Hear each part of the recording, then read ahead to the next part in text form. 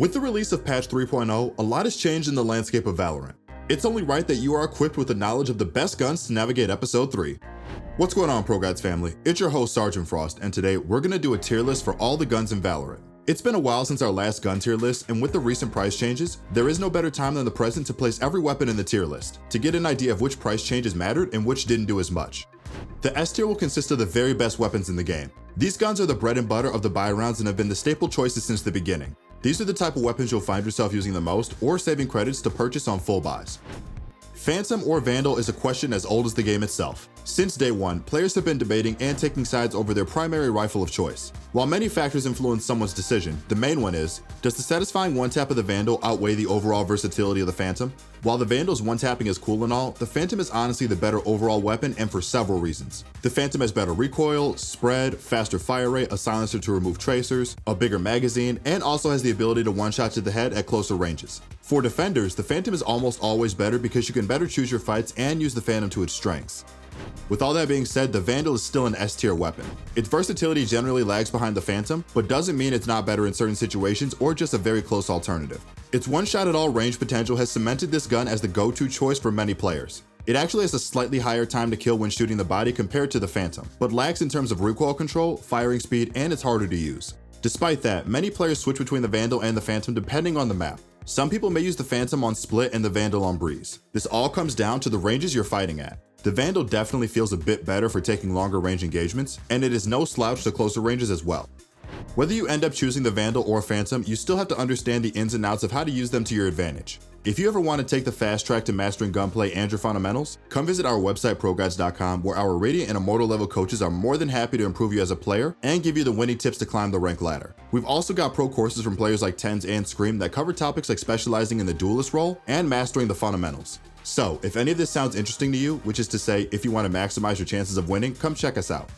Last but not least in the S tier is of course the Operator. This gun has the potential to take over games completely, so it's only natural that it's up here. The recent price reduction of 4,700 credits, along with all the other changes we listed in yesterday's video, put the Operator in a great spot this coming episode. The one-shot, one-kill capabilities of this sniper dominates against people who get too confident and step out of line. This is specifically strong on defender sides, because you can punish over-aggression and also play off angles that can catch attackers off guard. But what really takes the Operator from A tier to S tier is Jet. Her ability set is all about repositioning, and with an Operator, you are almost untradeable at times because of her dash, taking an already scary gun to new heights. The A tier is devoted to the weapons that are often on the cusp of being in the S tier, however, they may only be strong situationally and they aren't always the best in every circumstance. These can sometimes even be stronger than the S tier guns in some situations, but the versatility they lack hinders them in many situations as well. The Judge has been the talk of the town ever since the Bucky got nerfed, and for good reason. While some of you may argue this gun should currently be in the S tier, let me explain why it isn't. To put it short and sweet, the Judge isn't viable in all scenarios and you will often be screwed in a retake on most maps. While yes, it absolutely melts at close range, anything beyond 10 or 15 meters, you are really pushing it when it comes to this gun being viable. Noting the nerfs to the long range damage that just came live in episode 3, this makes the gun even weaker at those ranges than in the past. On top of that, the recent price increase from 1,600 to 1,850 credits is the biggest price increase of all the guns that had their prices changed. This could seriously affect your econ if you buy this multiple times and a half. But of course, this gun is simply too strong in close range situations, and therefore it's a shoo-in for the top of A tier. This leads us to our question of the day.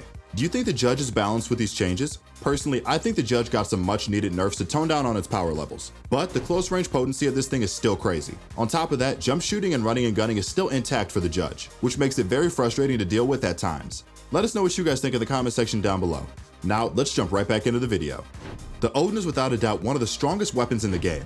Its extremely high fire rate and bullet penetration allows you to wallbang walls that are usually unbreakable. This is especially great if you can couple it with agents that can obtain easy information like Sova and Cypher. Maps like Haven and Ascent have great wallbang potential with the ability to hold down key areas with relative ease. Don't sleep on its dueling potential either, because it has a faster time to kill than all the other rifles as well. On top of its insane fire rate, if you aim down sights and crouch with this weapon, its recoil is so easy to control. Overall, it's an extremely powerful weapon. One weakness, however, is that the Odin is very immobile, and that can affect you in retakes and hectic situations where you need to reposition. Unfortunately, this hurts its viability in many situations despite its power. For 1,600 credits, there aren't many weapons that can pack the same punch as the Spectre does. At close range, this gun can outduel rifles if you catch them off guard or have really good first bullet aim. The recoil on the Spectre is very easy to control, but the recent run and gun changes may put people off from using this moderately priced SMG. Unfortunately, the Spectre is like shooting Nerf bullets at long range. Clocking it at a rather unimpressive 22 damage to the chest at 20 plus meters, you will definitely want to try to hit the head with this gun. Overall, the gun is still very competitive at close to medium range, but you aren't able to utilize its previously acclaimed running accuracy as much anymore, so you really have to pick good fights. The Sheriff is the king of precision in the right hands. At 800 credits, it offers the potential to one-shot fully shielded targets up to a medium distance. The weakness of this gun is that it requires an exceptional amount of skill to use well, and losing composure while using this gun will screw you over very quickly.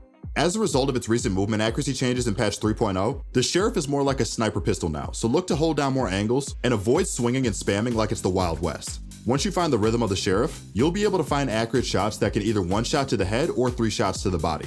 It's a solid eco weapon for 800 credits, or just a sidearm if you want something better than the classic.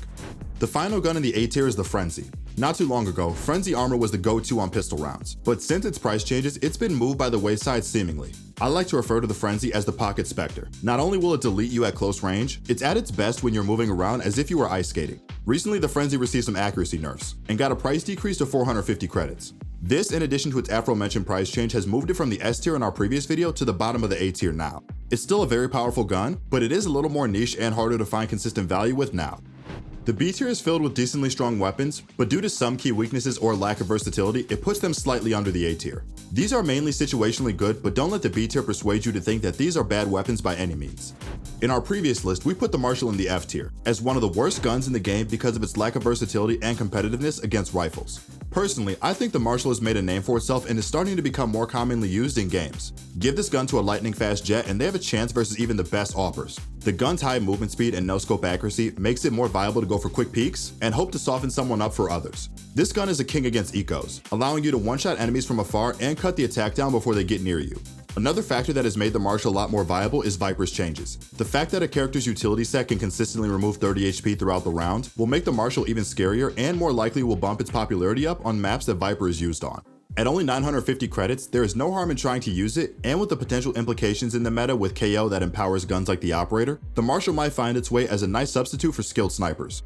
The Bucky was every Valorant player nightmare for a solid 3 to 4 months. This thing would stop even the most decked out players on a full buy with a single shot.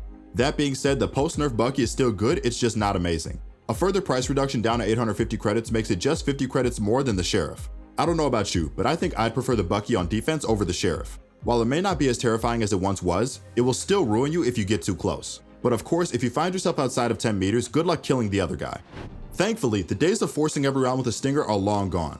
While the Stinger never regained its popularity, it might make a small resurgence with its recent price cut to 950 credits. Before, at 1100 credits, you could have bought a Bucky, Sheriff, or even a Frenzy and have an arguably better gun for a better price. If you're fighting at extremely close ranges, this Stinger can be still quite viable. Although it has a nasty kick making it hard to control, it can still do a number on you if you're not careful and let it get too close.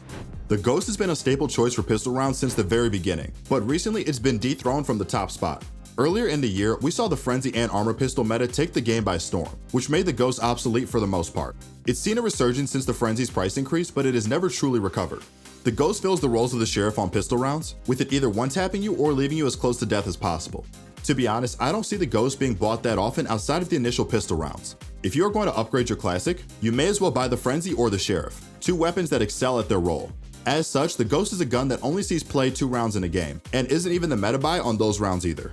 At 0 credits, there's no other weapon that can compete at this price range. It's still ridiculously strong for what it is, even with the countless right-click nerfs it's received. In many situations, I've still found it much more useful at finishing off targets when my primary weapon of choice runs out of ammo over the likes of a Sheriff, for example.